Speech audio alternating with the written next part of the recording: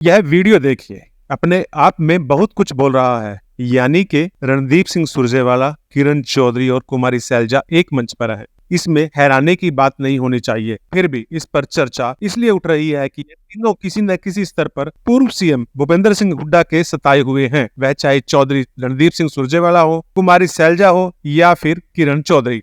तो क्या यह मान लिया जाए कि हुड्डा के खिलाफ तीनों नेताओं की यह लामबंदी है? देखने में तो ऐसा ही महसूस हो रहा है, क्योंकि इन तीनों नेताओं को पूर्व सीएम भूपेंद्र सिंह हुड्डा ने अभी तक साइडलाइन कर रखा है। अब यकायक तीनों नेता एक मंच पर नमूदार हुए हैं। हालांकि तीनों नेताओं ने दावा किया कि वह जेजेपी बीजेपी गठबंधन सरकार की नीतियां, खास तौर पर रोजगार को लेकर सरकार की ओर से जो दावे किए जा रहे हैं, इन दावों की पोल खोलने आए हैं।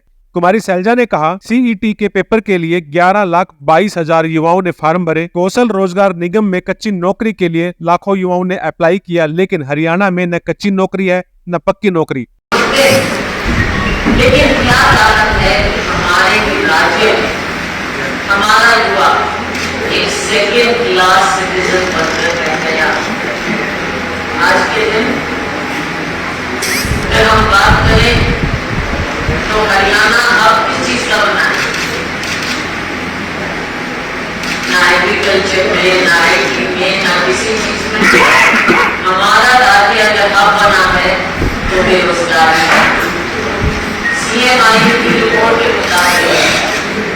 बातचीत में राज्यसभा सांसद और कर्नाटक कांग्रेस के प्रभारी रणदीप सिंह सुरजेवाला ने कहा कि हम सरकार से तर्कपूर्ण सवाल पूछ रहे हैं।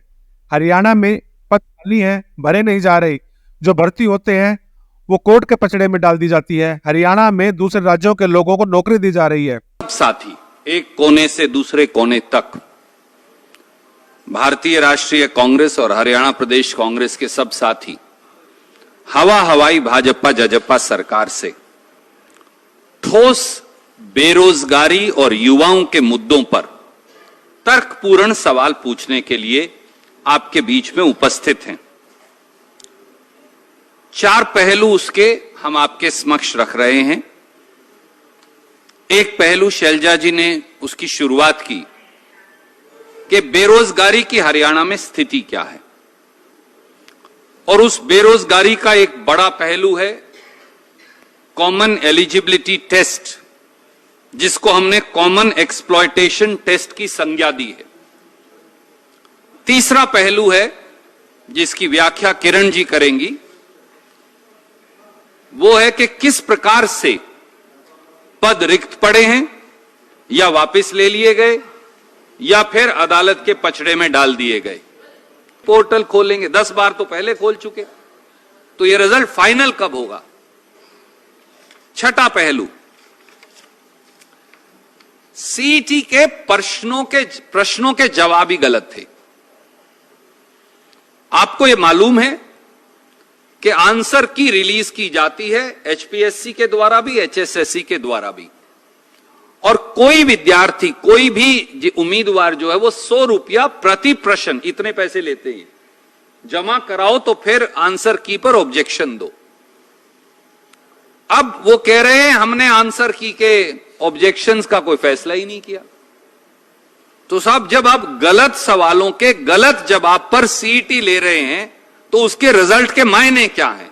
और इसलिए मैं ज्यादा आपको, वैसे तो पूरा पेपर मेरे पास है, पर इतनी अकलमंद सरकार है भाजपा जजपा की, उसके 4 सवाल केवल आपको पढ़कर बताता हूं। क्वेश्चन नंबर 77 था सीईटी में, निम्नलिखित में से किस खिलाड़ी ने राष्ट्रमंडल खेल 2018 में कुश्ती में कांस्य पदक जीता? ए बबीता फोगाट, 2 गीतिका जाखड़, 3 विनेश फोगाट, 4 योगेश्वर दत्त, 5 उत्तर नहीं देना चाहते। अब ये 5 ही गलत हैं, क्योंकि सही जवाब साक्षी मलिक है। अब मुझे बताओ, क्या ऐसी तैसी करवाएगा कोई इसमें, और कैसे इसका नतीजा आप निकालेंगे? भाई, तुम्हारा एक ही सवाल, तुमने सारे सवाल ही गलत का जवाब ही गलत है तुम्हारे, 5 के 5 का। तो सही जवाब साक्षी मलिक है, उन्होंने विनेश फोगाट को टिक किया हुआ है। तो मैं गलत सवाल का जवाब दूंगा, गलत जवाब तो नंबर मिलेंगे, नहीं तो मिलेंगे। लेकिन इस कार्यक्रम के बाद जो तस्वीर सामने आई वह काफी चौंकाने वाली थी। यानी कि कुमारी सैलजा, किरण चौधरी और रणदीप सिंह सुरजेवाला एक ही वाहन में सवार होकर गए और मजे की बात यह रही कि इस वाहन का स्टीयरिंग रणदीप सिंह सुरजेवाला के हाथ में था, यानी कि रणदीप सिंह सुरजेवाला इस वाहन को चला रहे थे और उनके साथ किरण चौधरी और कुमारी सैलजा बैठी हुई थी। तो क्या यह मान लिया जाए कि अब यह तीन नेता भूपेंद्र सिंह हुड्डा के खिलाफ लामबंद हो गए हैं। जिस तरह से इन तीन नेताओं ने न सिर्फ सरकार पर बड़ा हमला बोला बल्कि एक साथ एक मंच पर पहुंचकर भूपेंद्र सिंह हुड्डा को भी दिखा दिया कि वह भी कहीं ना कहीं एकजुट हैं, वह भी कहीं ना कहीं विपक्ष की आवाज बन रहे हैं। इतना ही नहीं, तीनों नेताओं ने बहुत ही सिलसिलेवार तरीके से बेरोजगारी का मुद्दा उठाया, सरकार को घेरने की पूरी कोशिश की। हालांकि प्रदेश की राजनीति पर नजर रखने वालों का मानना है कि कहीं ना कहीं यह हुड्डा गुट को चैलेंज देने जैसी बात है। जिस तरह से प्रदेश में भाजपा तेजी से मतदाता पर अपनी पकड़ कमजोर करती नजर आ रही है, इससे कांग्रेस पूरी तरह से एक्टिव हो गई है। अब रणदीप सुरजेवाला, किरण चौधरी और कुमारी सैलजा की इस प्रेस कॉन्फ्रेंस को इस तरह से बढ़ा चढ़ाकर पेश किया जाएगा कि यह प्रेस कॉन्फ्रेंस सरकार के खिलाफ न होकर भूपेंद्र सिंह हुड्डा के खिलाफ है। और इस तरह की कोशिश प्रदेश में काफी लंबे समय से हो रही है। प्रदेश की राजनीति में इस तरह से बात की जा रही है कि कांग्रेस दो फाड़ है, जिससे कहीं ना कहीं बीजेपी को इसका फायदा मिल सके और मतदाताओं के बीच में यह भ्रम फैलाया जा सके कि हुड्डा और कुमारी सैलजा, रणदीप सुरजेवाला या किरण चौधरी अलग अलग गुट में बटे हुए हैं। लेकिन रणदीप सिंह सुरजेवाला ने साफ कर दिया कि वह आज एक खास मकसद को लेकर यहाँ पहुंचे हैं, एक खास बातचीत को यहाँ लेकर पहुंचे हैं। कोशिश होनी चाहिए, बातचीत होनी चाहिए। कांग्रेस ने जो मुद्दा उठाया है, रणदीप सुरजेवाला, किरण चौधरी और कुमारी सैलजा ने जो मुद्दा उठाया है, उस पर बात होनी चाहिए। प्रदेश की बेरोजगारी पर बात होनी चाहिए, ना कि कांग्रेस के अंदर गुटबाजी पर। क्योंकि यदि कांग्रेस की गुटबाजी की बात की जाएगी तो इतना बड़ा महत्वपूर्ण मुद्दा जो कि बेरोजगारी का मुद्दा है वो कहीं ना कहीं दब जाएगा। मीडिया इस तरह की कोशिश करेगा कि इस मामले को, बेरोजगारी के मामले को या बेरोजगारी के मुद्दे को ना तवज्जो देकर इस बात को तवज्जो दी जाए कि कांग्रेस में किस तरह से गुटबाजी चल रही है। मुद्दों से भटकाने की एक कोशिश हो सकती है। इससे यह बात साबित नहीं होती कि प्रदेश में बेरोजगारी नहीं है। और बेरोजगारी की बात या प्रदेश के मुद्दों की बात कोई भी उठाए, कहीं से भी उठाए, निश्चित ही उन मुद्दों पर बातचीत होनी चाहिए, ना कि वह मुद्दे किसने और कैसे और क्यों उठाए। बहरहाल इसी तरह के मामलों पर हमारी नजर यूं ही बने रहेगी। हम इसी तरह से बेबाकी से अपनी बात जनता के सामने उठाते रहेंगे, आप सबके सामने उठाते रहेंगे। आपसे निवेदन है, हमारे चैनल को लाइक करें, सब्सक्राइब करें, उचित लगे तो इस वीडियो को भी शेयर करें।